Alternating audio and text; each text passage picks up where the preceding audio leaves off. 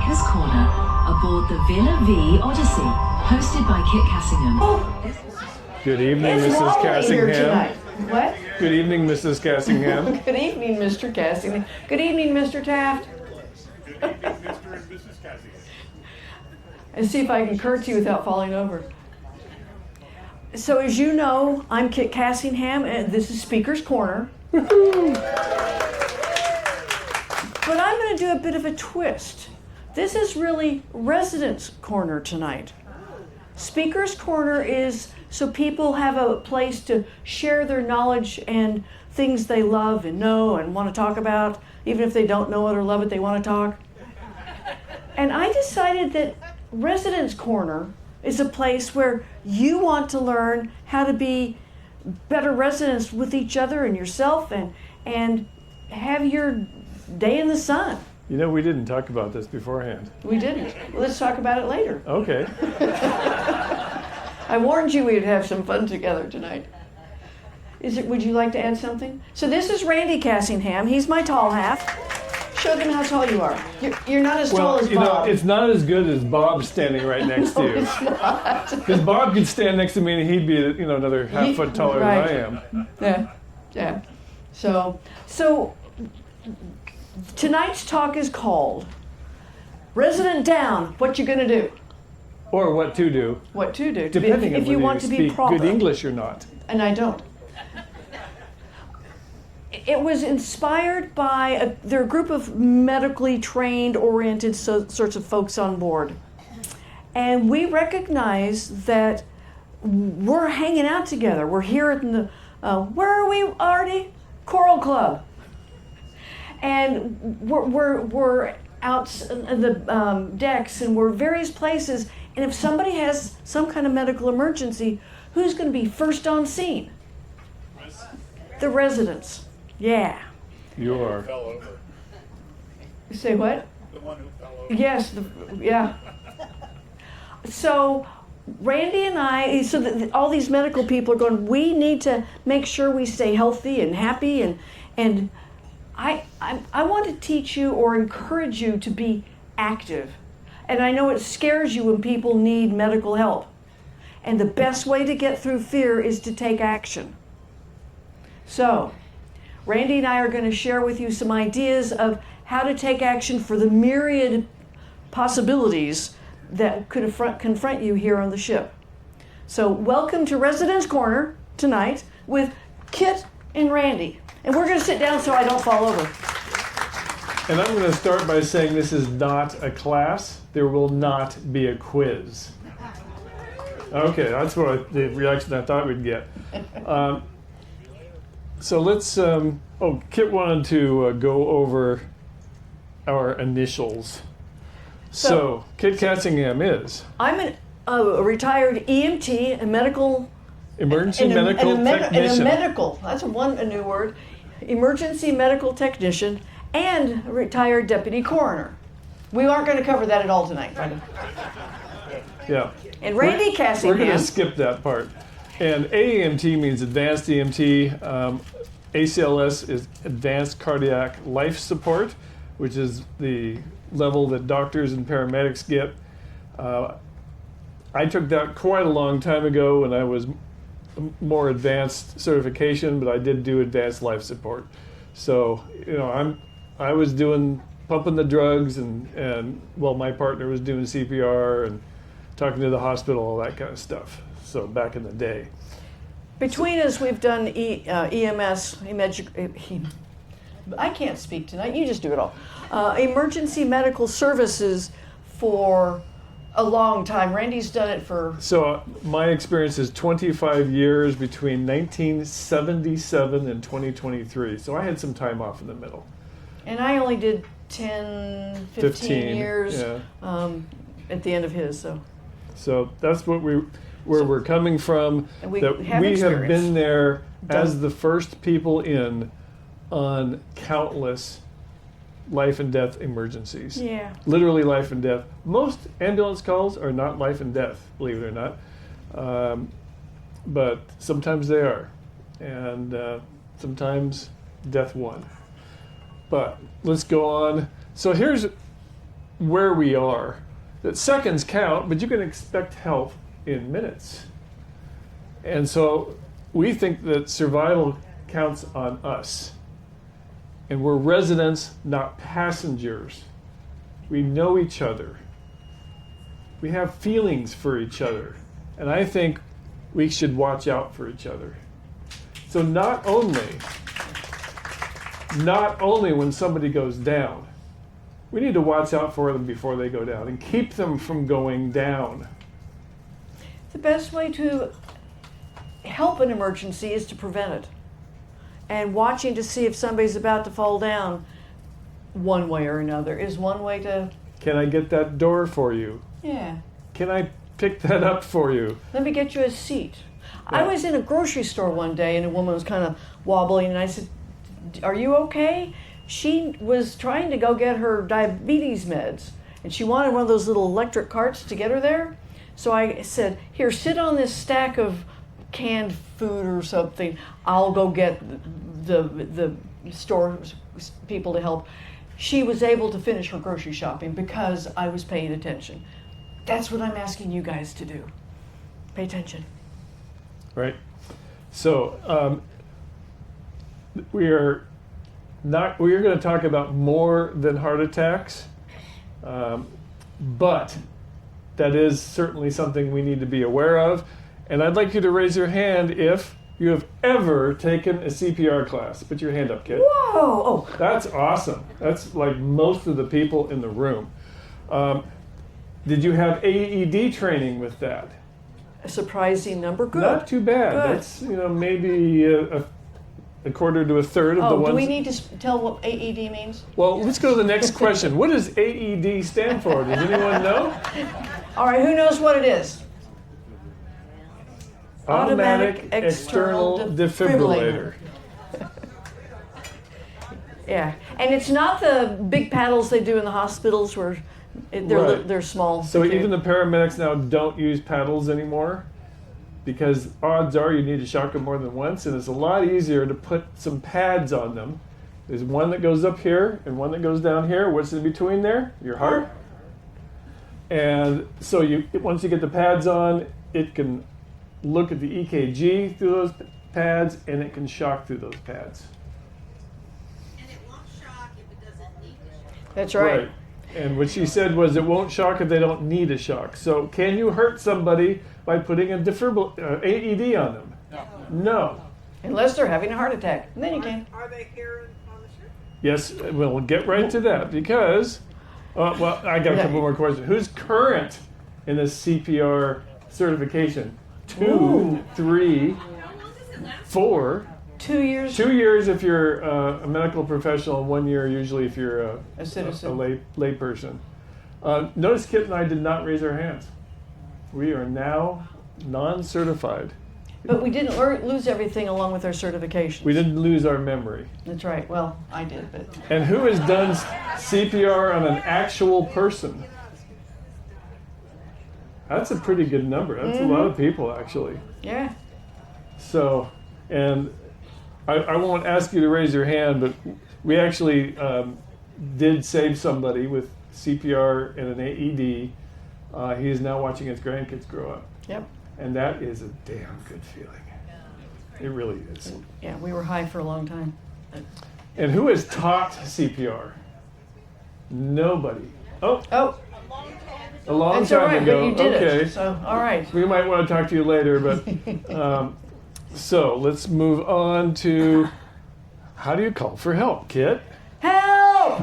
Okay. So you start with when. If you see somebody in need, they collapse on the floor, they're about to faint, they fall into a chair, you do want to take action and get them help. At least start with checking on them.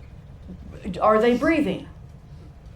Can you tell if their heart is beating?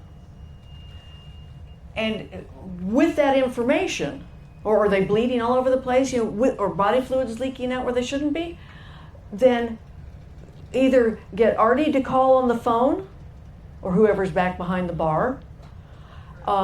If you have to run to the front desk, do.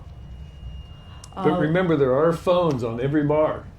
every bar has a phone. Phones are at every elevator bank, and there's a phone in the gym. So there are, yes, Kay? Well, we'll get to that. I have a whole formula of what to do. But you do, but also, while you're there, I mean, everybody's going to come see what's going on. Take control of the scene. Chris, call 911. Pat, go get an AED. You start compressions. Whatever it is, be specific and direct and take action. Don't just sit there and go, oh, which I know is what you are going to tend to do. But don't. Somebody's life may depend on it. So, and if you can't, see if you can find somebody who will or can. right. And that's part of why Chris is going to go call 911. Now, don't call 911 just, hold on, Kevin, just because they've got a little poke on their finger. I've heard stories of somebody said, oh, they're bleeding, and the medical team gets there just to find that a little Band-Aid takes care of it. If it's massive fluids, that's a reason to call 911. If they're not breathing. If they're unconscious, that's a 911. Otherwise, this is helping you. Otherwise, go to the front desk, or from any phone, call 65, which calls the front desk.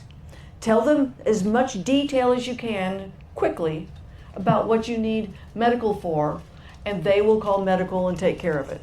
When you call 911, that goes straight to the bridge, and the bridge gets the doctor and the medical team here. So that's when they need to page out, the code alpha that comes over all the speakers into everybody's cabins in the middle of the night. That's when emergencies happen. They don't want that for small emergencies. They want that for big emergencies. Right. So we've got 911, first aid, and it's not an emergency. You know what to do, right? So, and hold on. And if you just need first aid. It's better to, if you're not sure, call 911. So Ann said, if you're not sure, call 911, and I agree. And Kevin wanted to say something. Do you remember what you were going to say? Yes. Sometimes you're the first person on the situation because you're the one who's down. Kevin says if you may be first person because you're the one who fell down. I wasn't the first one here tonight to say that. But the important thing there is sometimes you don't know whether your life is being threatened or not. And we'll cover more of that later. Thank you. So thank you.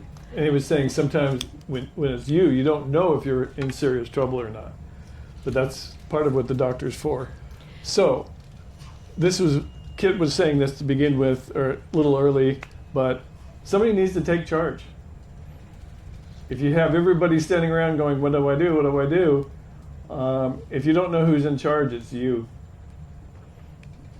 And the reason I say that is because Otherwise, you're thinking. It's utter chaos. If you're thinking that somebody needs to be in charge, that means your brain is working. You're not panicking. And if nobody takes charge, it stays utter chaos. Yes, Ron? It's still up there. So we have 65 and we have 911. So I'm walking down the hall, someone trips or any old thing. I think it's sort of serious. I run to a phone, but I don't think it's a dead emergency where I dial 911. And I don't remember 65 because I won't. Will 0 work?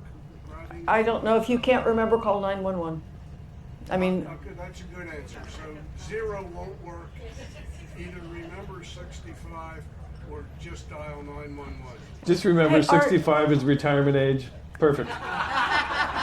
Artie, do you know what happens when you dial 0 on the phones? No idea. I'm asking Artie, the bartender. The medical team will be acknowledged. 0 gets the medical team? Okay. No, 911 is the police will alarm. Okay, so They will initiate the PD system. They will call alpha, code alpha. so Dial 0 or 65. 65 gets the front desk, 0 gets. So 0 probably gets the front desk also. Okay. All right. Good clarification. Kid, Yes, and Really, in summary, 0 is better because most people won't remember 65. Ron, you can remember 65. I'm telling you, you will remember. And Ann is saying you can't do this from your cell phone. It has to be from a house phone or your cabin phone. So, yeah, Kevin, if it's short. If you don't know who's in charge, it's like if you don't have Kevin, a seat at the table, you're the main course. So Denise has a good point. Let's save this all to the end. Otherwise, we'll never get to the end. Thank you. Yeah. Thank you, Denise. So next is, do you need an AED? So do you know where they are? Do you know how many there are? Okay. All right. Well, we have better answers. There are 4, but they're not the 4 that you may have thought. So do you know where the first one is? By the service desk. By the ATM machine. So there it is right above the ATM. It's in this little box right here, and that is not locked. You can just pop it open, grab it, and take off with it. Do you know where the next one is? No. The gym. What? No. Oh. The gym. And there it is right there by the phone. But guess what? They checked it this weekend. It died yesterday or the day before. And the company doesn't make batteries for it anymore, and they're not going to replace it. They say, well, They say they're not going to. medical says they're not going to replace it, but I think we need to encourage VVR to replace it. All right, where's the third one? Medical. There's not one down the galley area too. Crew galley. There's not one in the galley, but somebody said deck 8. I And heard it. pickleball, which is on. Guess what? It's in that central stairwell. My Zoom didn't stick, but there it is on the wall. There's the pickleball court right there. One thing that is not here, how do you call for help? There's no phone. But Well, you can pop in that door, and there it is, right there. There's the phone. pickleball port, and that is the structure where the AED is. It's on that wall right on the other side of the laser spot. So that's where that AED is. And there is a fourth one. I'm not sure if medical has one or if they have a professional monitor defibrillator, and that's probably the latter. They might have an AED in their bag, I'm not sure. Kevin told me they had an AED. But there is also one on deck 2 for the engine crew. Engine Which I think is engine great. control room has one. You'll never access it, well, unless you're getting a tour, but. So you probably won't see that, or if you do, it'll be during a tour. But you're not going to go running and getting it. And when I was talking about taking scene control, I said be specific. Point to somebody, call their name, and if you know it, but point and say, do this. And I didn't say come back, because you may want them to help with something else. So like, go to the bar, dial 911, tell them we have a code alpha, and then come back, because we might need you, because you've proven yourself as useful, Reliable, yeah. reliable, Yeah. and not panicking. So, So how about life raft buddies? So, all right, who has filled out their life raft form? I'd like to see more hands next time I ask that. For the new people, you don't know what that is. I'll put a link to that in the when I post this video. But it's a concept of have identified 2-3 people who will help you in time of need. They'll be the person to go to your cabin to get your meds or to go to the hospital with you. Is this a question? Copy on the bulletin board on the side if people want to know what it looks like. Okay, so Maura's saying that there's one in Morning Light on the cork board. No, it's Oh, in the it's glass case. In the glass case In with the the hallway. global harmony And stuff. the front desk has forms so you can They take have it. blank forms. They have well, yeah, you don't want a filled out form. Well, they have paper. So Pick your disease and no. So, and it's a lot more than just your buddies. Buddies is a great concept, but it also has all of your personal information, your name, your passport number, everything that the hospital is going to want, everything that the doctor is going to want, your medications, your insurance information, your allergies, your previous medical conditions. If you've got stents or something and you're having chest pain, the doctor wants to know about that. And if you can't tell him, Your buddy should be able to your tell you. form can, or Right. your buddy can go get it. So if you collapse, Kevin, and you've pinpointed your buddies, they will self-identify because you're passed out now. And they, yes, very good.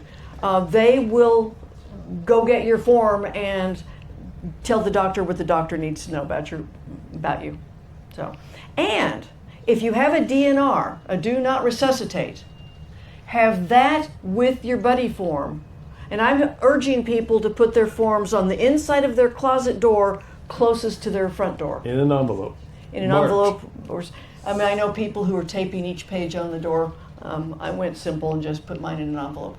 I haven't gotten my husband to do his yet, but It's stuck on the inside of the door next to yours. oh, did you cheat and do that today? Oh man! We all like cheaters like that. We do like cheaters like that. Yeah. All right. Do you have And your so- DNR in there?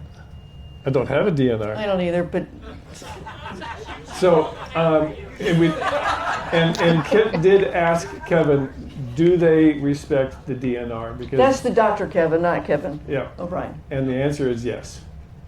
But then I asked him, since some countries don't recognize DNR, can the ship recognize DNR if we're in that country? He'll get back to us.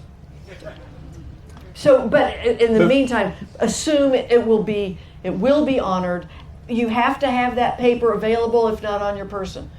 Otherwise, they'll do CPR till they have the form, or till you don't need it anymore for whatever reason. Yeah. What did you just say? Have it on your Thank you, David. DNR stands for Do Not Resuscitate. No, but you just said have it on your person? Yeah, you have to have that form with you. You can't just have it in your safe. The Carry that around every day. but your life raft buddy will go get it for you, especially if it's taped to the inside of your closet door. So, All right, so moving on.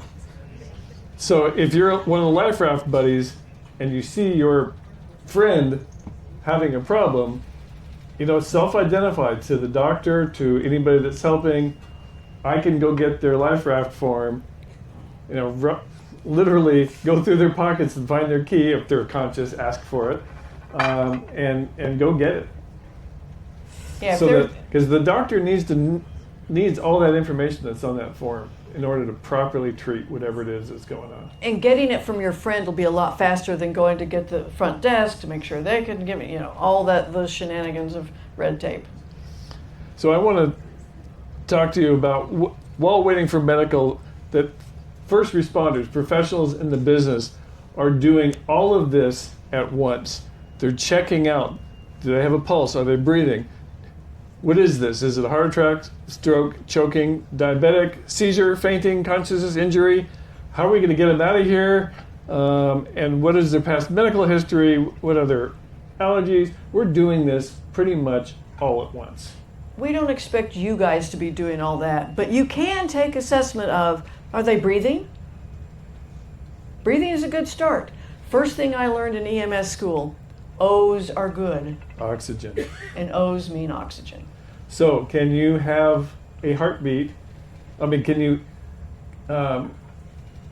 if you're breathing, do you have a heartbeat? Absolutely. Almost always, yes. If you have a heartbeat, can you not be breathing? Absolutely. Absolutely. And if you are not breathing, your heart's not going to be beating a long time. You really need to do something about it. So this is really serious emergency stuff. Yeah. But, while Kit and I would do something like this, the doctors that are retired or used to work the ER, they're used to this. Dr. Kevin is absolutely used to this, As are his nurses. and as nurses, but we do not expect any of you to figure all this stuff out. Just wanted you to be aware of the kinds of things that we're all looking for really quick, so that you might say, oh, it looks like this person has some facial droop on one side. They might be having a stroke. The doctor may not know what that person looks like normally. You do.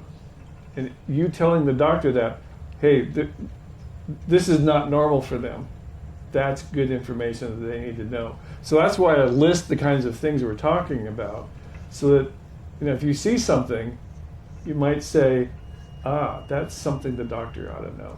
So on board, we've had a few situations. The first one I heard about was somebody getting food stuck in their throat, and he was kind of floundering, doing the sign of, I'm choking. And one of the residents saw that, ran over, did the Heimlich maneuver, and so we have two people who's, yes, it was great. Another time, Randy and I were having dinner with Dr. Claude, and one of the waiters ran over and said, somebody fell down. It was just like we trained, though the three of us had never trained together. We rose, went over there, and a guy was having seizures. So we pulled him out from behind the beverage stand and turned him on his side. If somebody's fallen down and you aren't sure what's wrong, turn them on their left side. It's called recovery position. That keeps everything, if they're going to throw up, they won't inhale that. So, but we got him all positioned, and we just made sure he didn't hurt himself during his seizures. And I have to tell a story on Kit. Uh-oh. Because while we were taking care of this guy, the reason we pulled him out of it from behind the waiter stand is that when he went down, a couple of wine bottles went with him and smashed on the floor. A waste of wine. And so he is lying in glass. And if he's starting to seize, that means he's going to be moving around uncontrollably. Cutting himself. I do not want him lying on top of glass when he's doing that. So it's like, let's get him out of here. And an officer said, make room for the doctor. And Kit, my wonderful wife, like that, Demure little said, thing. pointed at Claude and said, he is a doctor. And I just ignored this person. And who is that officer? The captain. And he backed off. He did. He understood. We knew what we're doing. We're taking care of the situation. And when the doctor did arrive, and I think it was Kevin actually. Yes, it was. I gave him a handoff report. That's what medics do: is tell the doctor, here's what happened. Here's what we did. did, and He's yours now. any information that we know. So we said, I told him he had a generalized grand mal seizure, and he's looking like he's maybe coming around a little bit. That's all I needed to tell him. He knew what was going on immediately. We've had people slip and fall. Recently, somebody. Linda, are you in here? No, she can't be. Oh, she's. Can't be. Okay. She's. But she broke her ankle, as you guys know. We've had other slips and falls, banged heads, bloody noses. We had a stroke that didn't survive, but it took a while. And there were people involved in all of these situations because they were able to take charge, jump into action. And get help.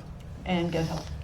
And the last thing I mentioned about blood thinners is when you do bonk your head, if you're on blood thinners, that increases the chances that you're going to have a brain bleed. So that's something the doctor needs to know.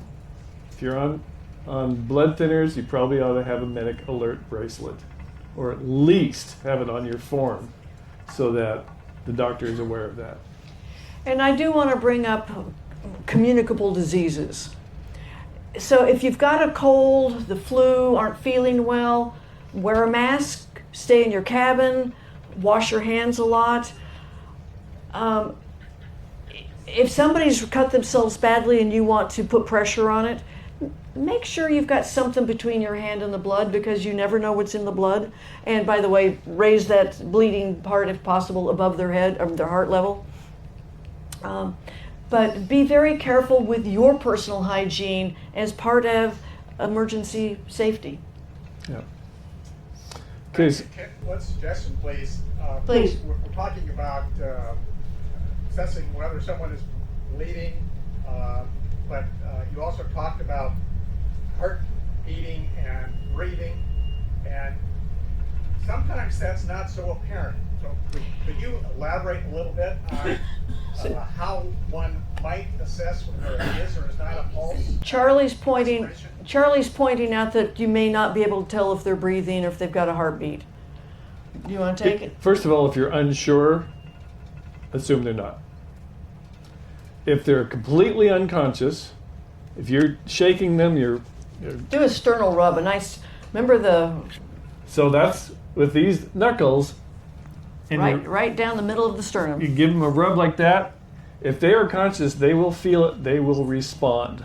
Yep. They do not like that. So do the sternal rub as part of finding out if they have reaction. And if they're not, it is a 911 emergency. Yeah. But whether their heart is beating or not, we checked the carotid pulse in the neck. And do not use your thumb because it has its own pulse. Fingers, or use your fingers. And you can tell that this table has a pulse if you do it right. You can feel it. But if you're good at this, you can check with the wrist. However, However, if their blood pressure is below 60, you're you not won't- going to feel it.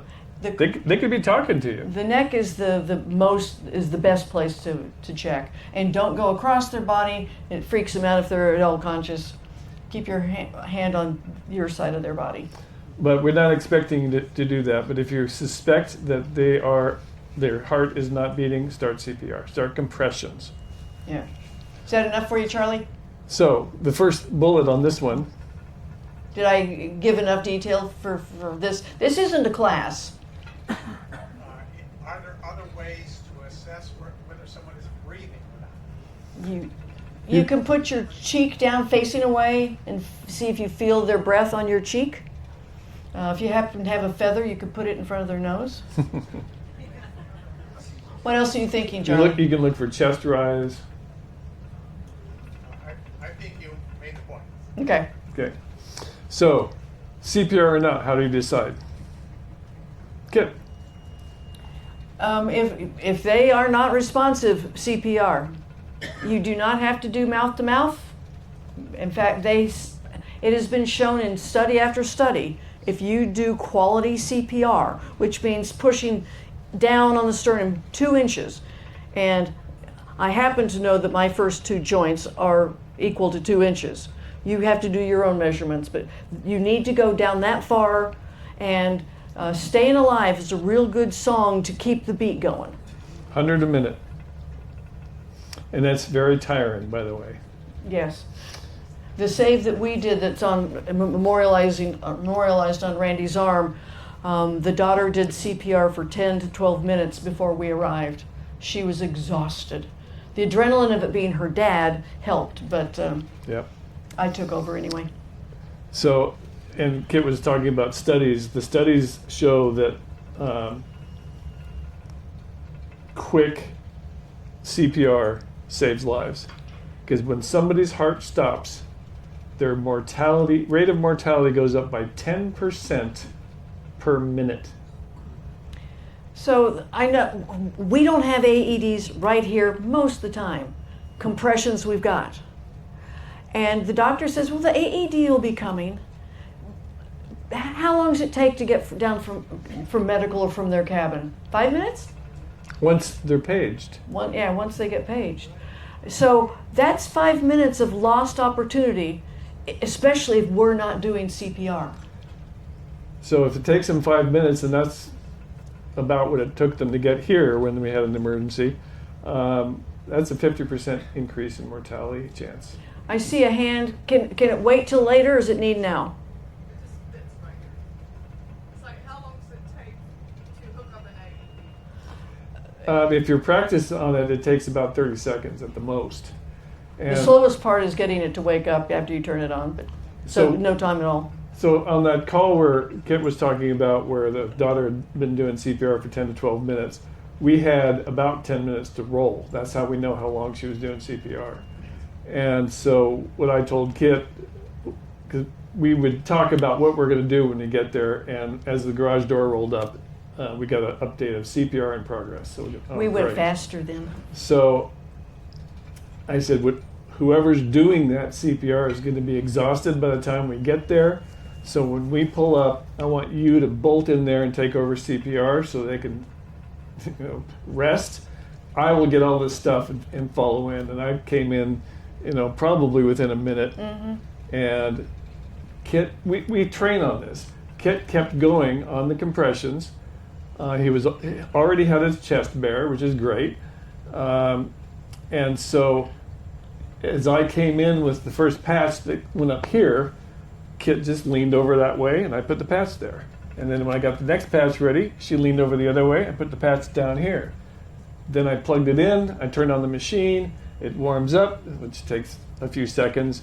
And it actually, if you've never trained with an AED, it literally talks you through it. If you can turn it on, you So can it says do connect everything. electrodes. You gotta plug those in. Anyone can do it. Anyone can do it, absolutely. It's really easy, you just gotta It keep is. your head about you. And then it said stop CPR, because it needs to check the heart rhythm. Is it shockable? So Kit let go. It said shock advised. It started charging for the shock.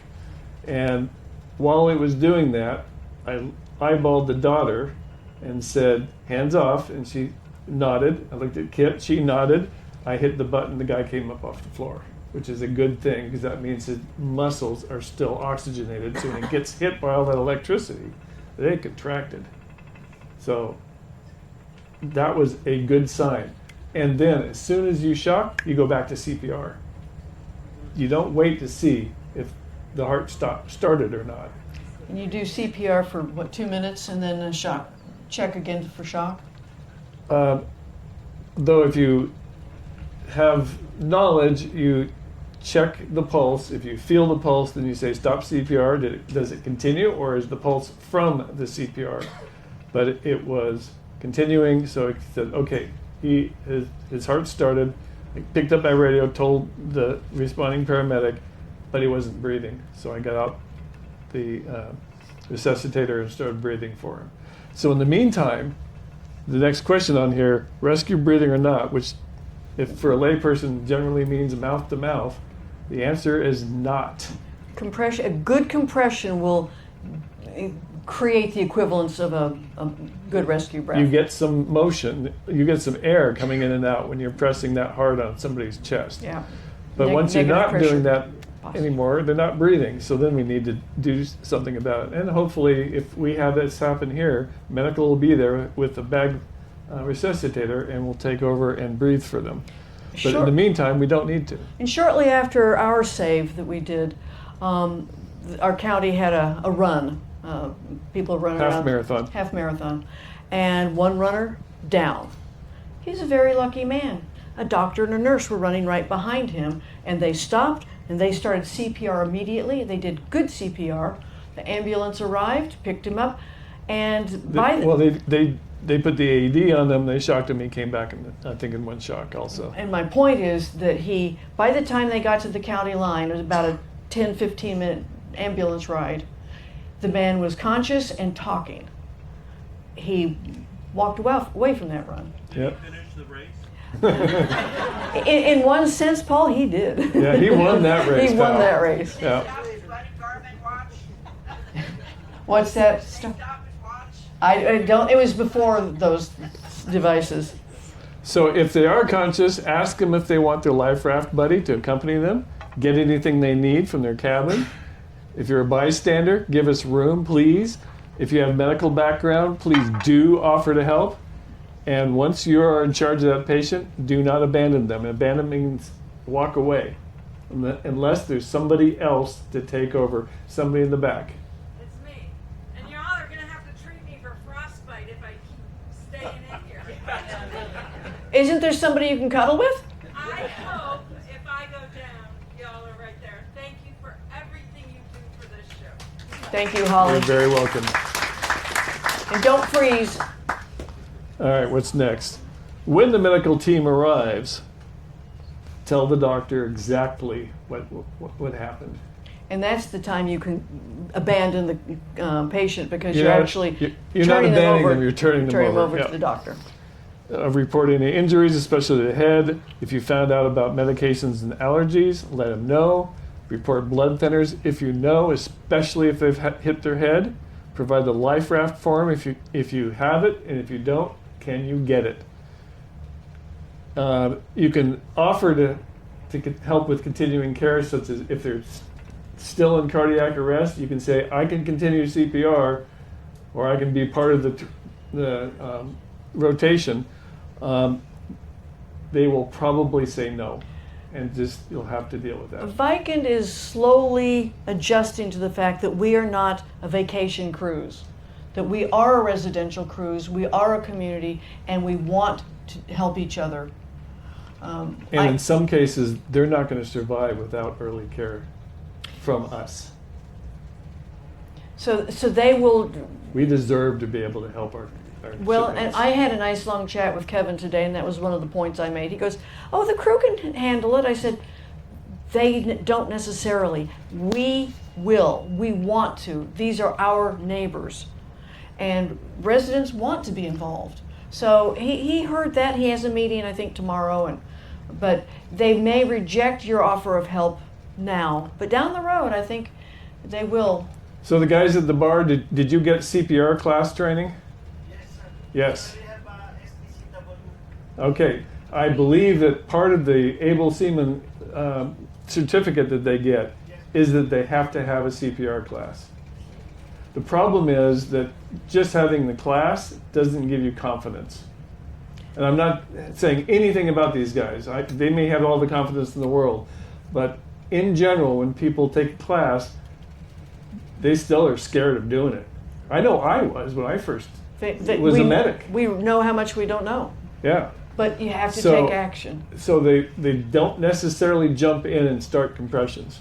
Whitney, is it a quick one? Yeah, I have no medical experience. How long do you work on somebody before? Good call. How long do you work on somebody before you give up is basically what Yeah. you're saying. Especially if it's a witnessed arrest, like somebody saw him go down, they will work at least 20 minutes. And so it's multiple rounds of drugs and shocks and breathing for them before it's like, are we getting any response or not? And we have all that on board, drugs and. Yes, they have the full cardiac suite of cardiac arrest drugs that they can, and that I believe they carry them on any Code Alpha call they go on. You've seen the big bag they bring into the dining rooms where they eat? Have you? That is their go bag, and that has, I believe it has the AED, and it has the meds, it has things they knew, and it has the compression bag mask. Yeah. And when I was a medic, so we were literally first responders. We were up on a mesa where the ambulance would take about 20 minutes to get there. On a good day. And we lived up there, so our job was to get there and keep them going until the ambulance and the on-duty paramedic got there. And so once the ambulance got there and the paramedic got there, I would do the handoff report to them. I didn't have to go to the hospital. It was the best job in the world. I didn't have to do paperwork. So when they got there, I would do my handoff report, and then I got to stand back a little bit and start thinking about logistics. How are we going to get this guy out of here? Did the ambulance pull in frontwards, and do I need to go out there and turn the thing around so they can load it and take off? Or do we need to call a helicopter? And Yeah. where are we going to land it? And the other job I had was, how long has this guy been down? And letting the paramedic know, you've done 4 rounds of meds, it's been 22 minutes. And they knew what that meant. Can you talk about logistics at all? Like how, if something. Well, I'll tell you what, Whitney, this is a long question. Let's start Q&A in a second. You'll be the first. Ruth Ann, will you and Basha both do microphone duty? Thanks. Okay, we're almost there. And if you do help, wash your hands. You never know. Not you, Ruth Ann. So now we're at questions. Also, this URL will take you to the life raft form that's on Circle.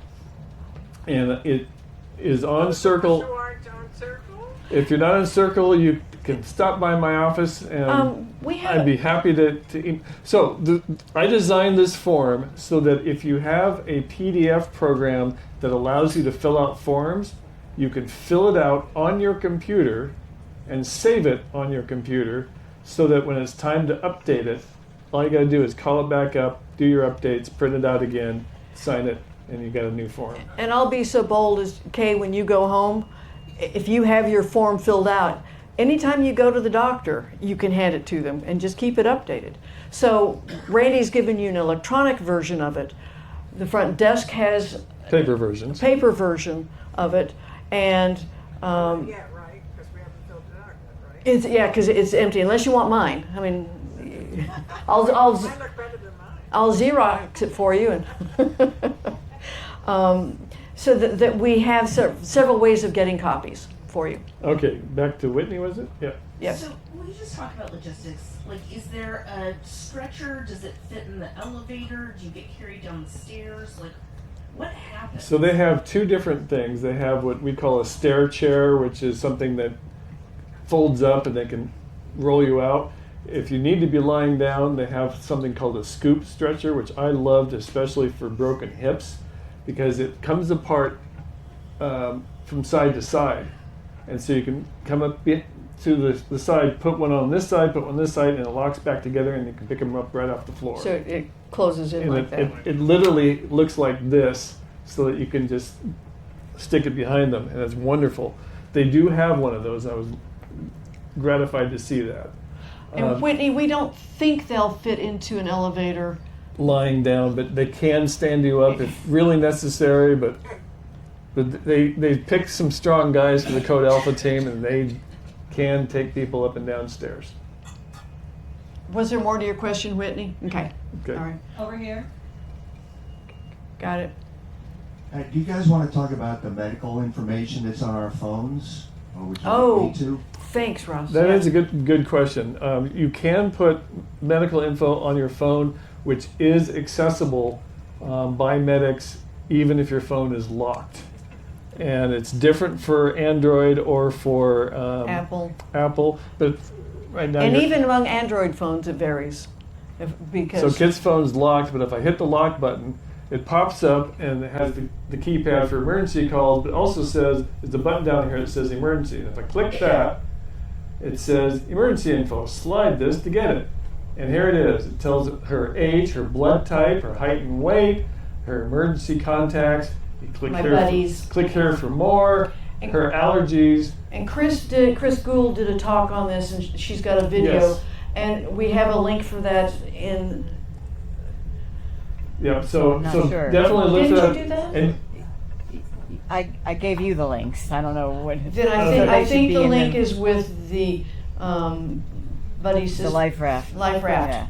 but you'll find them and put them on this video too. Yes, I will. So definitely set it up. It works in iPhone and Android. Oh, and hold on, and Kay, you also, you are in WhatsApp. If you look for Speaker's Corner, Kim? excuse me, yes. Matilda, look for Speaker's Corner and it'll pop up. And there are 3 things pinned to the top, and one of them is the link for the Life Raft form. And for the talk too, so. Okay. I have 2 questions, one for you and one for the crew. First for you. So I find my husband pulseless and not breathing in bed. Do I start CPR while he's lying on the mattress? Oh, good question. Or if I pass out on the couch? Floor.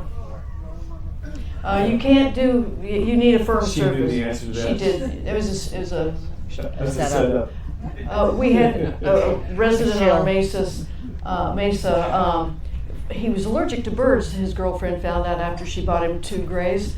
And she was trying to rush him to the hospital, and she realized that wasn't going to work. So she pulled into another person's house, called 911, and she was trying to do CPR on him while he was in the car seat. And our friend, who was first on scene, drug him out on the ground, and she started doing CPR or breath work or stuff. And she's thinking, this is so surreal. I'm doing CPR on a black man in his white underwear in a dark driveway of gravel. He didn't make it. It was just, this was her second bad call in 2 weeks, so she was kind of out of body. But yeah, do My move them on. Second question. for the crew is, do you guys know where the AEDs are and do you know how to use them? Yes, Mom. All right. The answer was yes. I have one here. Okay, Ruth Ann's got one. My comment is also about the ADIs. specifically when you said how the danger increases as time goes by and circulation isn't started, and as you listed the location of those mechanisms. AED, per yeah. deck, all right, it seems to me woefully inadequate, given the time and distance to get it, to retrieve it, to get it started. Yeah. My question is, how is the best approach to get an adequate number per deck for all decks on this ship?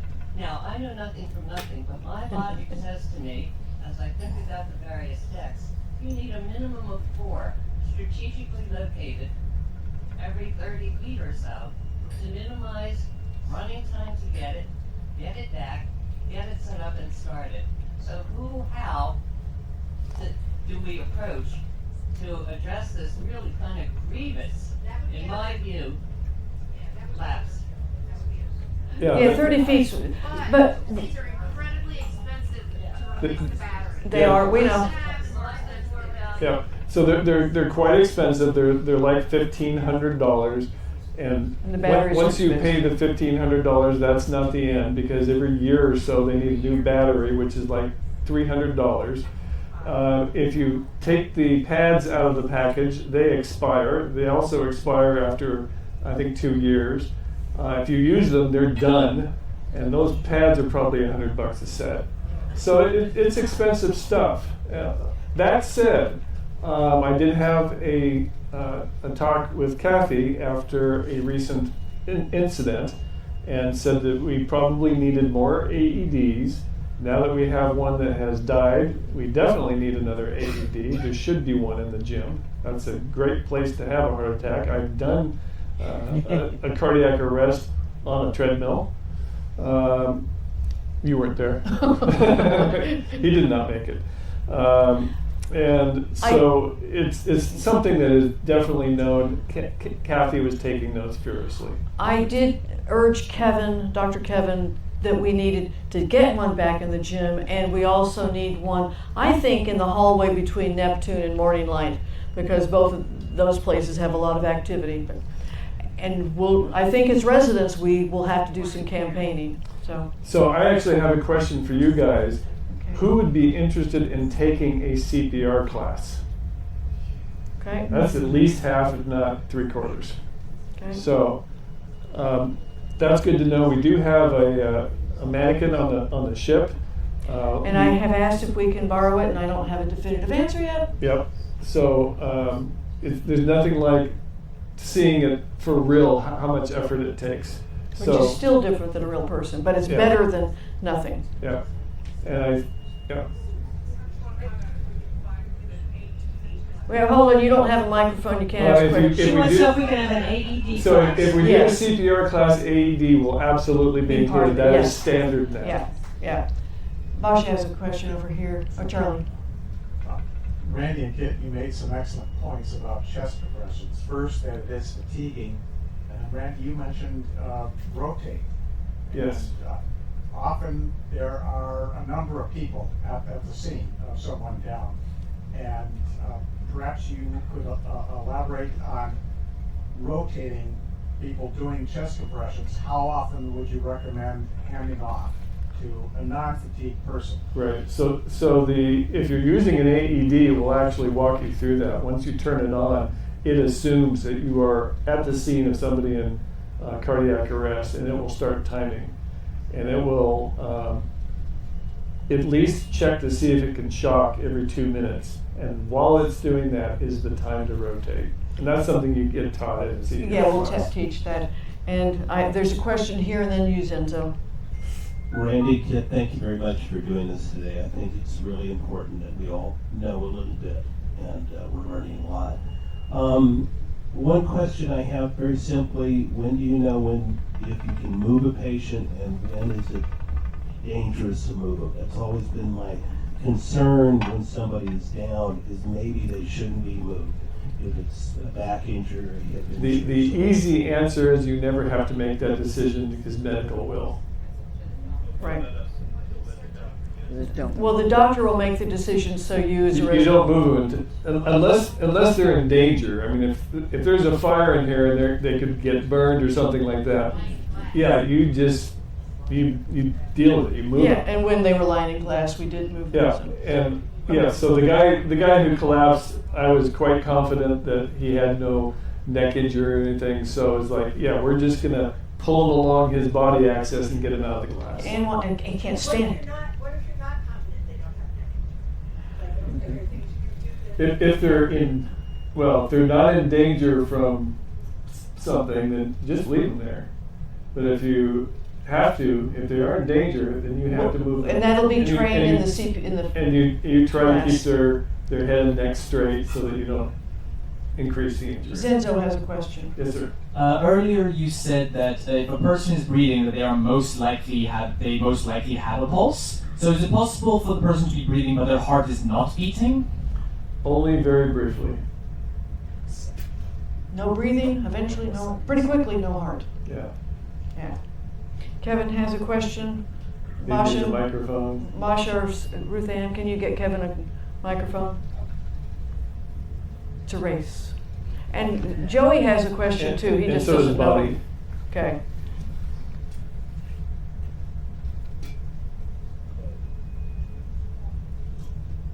VBR, I believe, does not count the ship as a profit center, but Vicand does.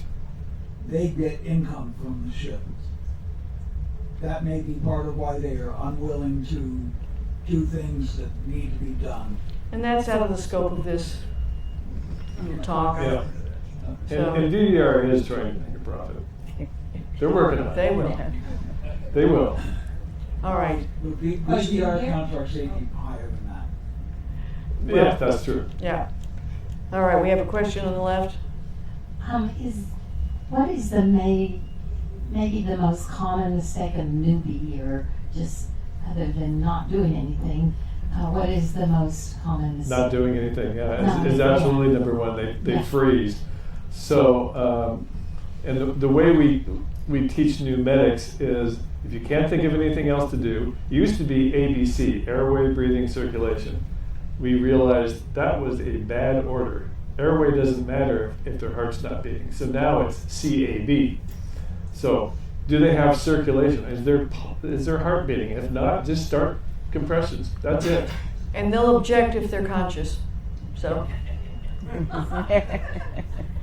So, if you do nothing else, if their heart's not beating, doing compressions is only going to do them good. Right. Joey has a question. Randy and Kit, Yes, sir. thank you for this. This question has been on my mind. As we're sailing around the world, I know in the United States we have the Good Samaritan law, where you're trying to help somebody and there's no ramifications, no liability, legal ramifications. Would there be something that, as we're sailing or on the sea here, is there any law that says that if you're trying to help somebody, and saying you're just trying to help somebody to get up, and you're helping them get up, and all of a sudden their back is thrown out, and a week later you get a notice from one of the family members saying, you pulled my father up and he threw out his back and now he's paralyzed. Bottom line is there liability? I did not anticipate this question.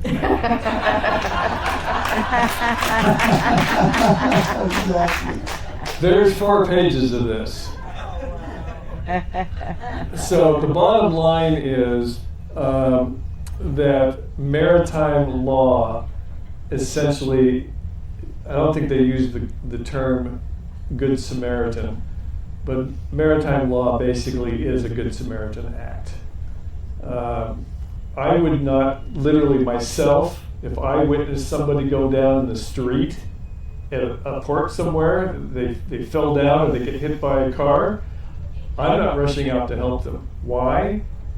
Because that's a great way to get somebody into a scam.